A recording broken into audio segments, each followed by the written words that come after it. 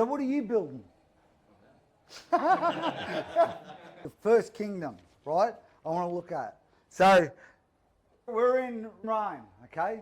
Rome kingdom. I couldn't believe it. We go to Rome. It's my wife. Best thing that ever happened to me. I couldn't believe it when she found out we could go at night on a private tour through the Colosseum. And are you kidding?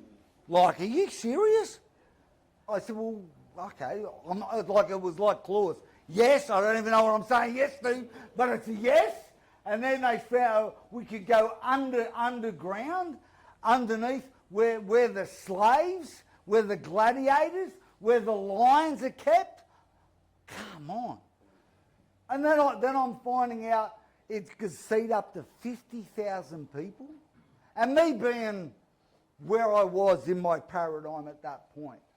I remember the woman who was speaking, because her English wasn't her first language, and she mentioned 72, 73.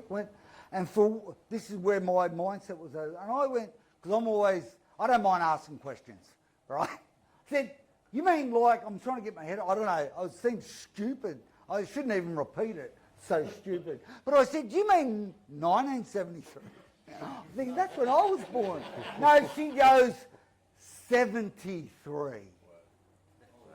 And I'm like, oh my goodness, it just changed. I was like, how the heck do these guys build something that's 2,000 years old?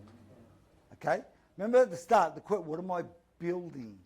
These guys build something that is making money like that. There's people lined up around the corner. For example, to go through there, to touch, you know, to actually have, talk about gladiators here. You know, some people are saying some things aren't fair. Imagine if you had to do that for a living. You blokes are worried about going to a bloody work.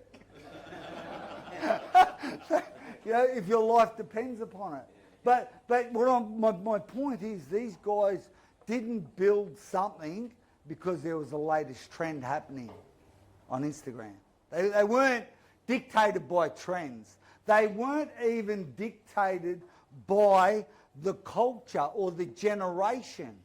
They weren't dictated by the generation. They were thinking about generations. Let that land. They were thinking about thousands of years' time. That's how they were thinking. And I mean, you know, just the engineering is just phenomenal. So, I mean, is that something or what? Does that stretch your thinking? Like, what are you building? You know, I mean, we look at the Gold Coast, I mean, mate, if something's 20 years old, it's either going to get renovated or knocked down, isn't it?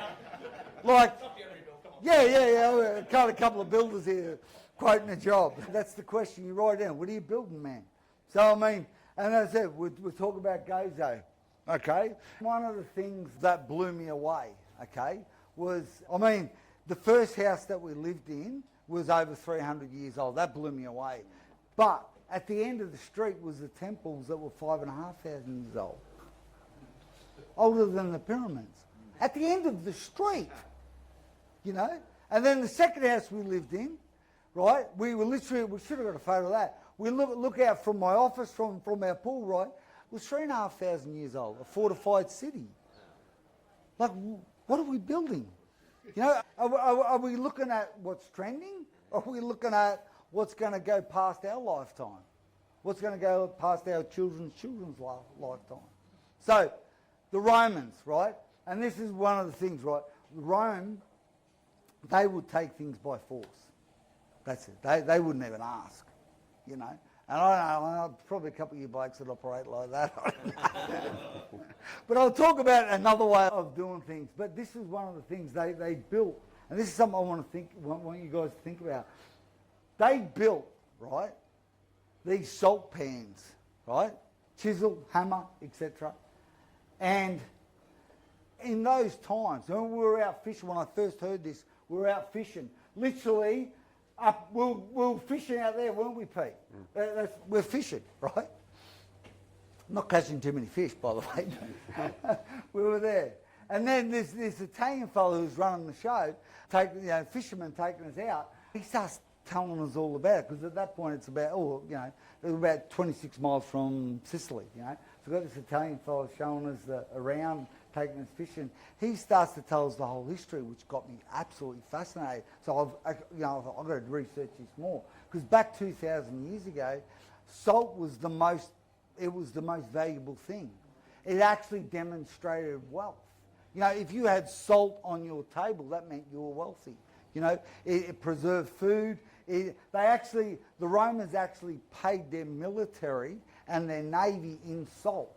It was worth 3 times the amount of gold at that particular time. So they built these salt pans. And the most amazing thing about these salt pans, I think, was there was no maintenance. There was no maintenance, right? But you know what they were relying on? The salt water, an abundance. They were relying on the sun, and they were relying on the wind. Talk about rinse and repeat. Talk about a residual income. Is that not mind-blowing? And people, Billy Bloggs here, Mario, wherever he's at, still making a living off it. Still making a living of it. Is that? So what are you building? Because who's been in a position where they thought, I missed that opportunity? Anyone got that? Oh, why didn't I think of that? Anyone thought like that?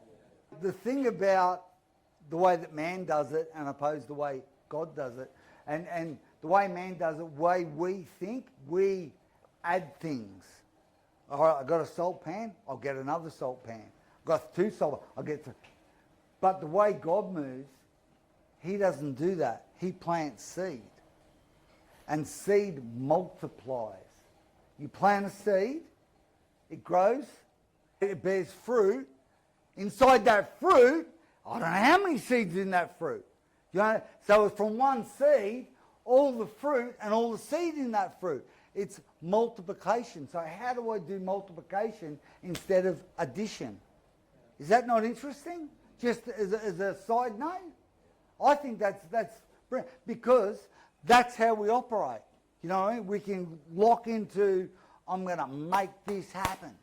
I'm going to push my way through. And I think maybe the years of just ending up with this sort of nose, I've learned to push or make things happen, but it's not the best way. It's a way, it's just not the best way.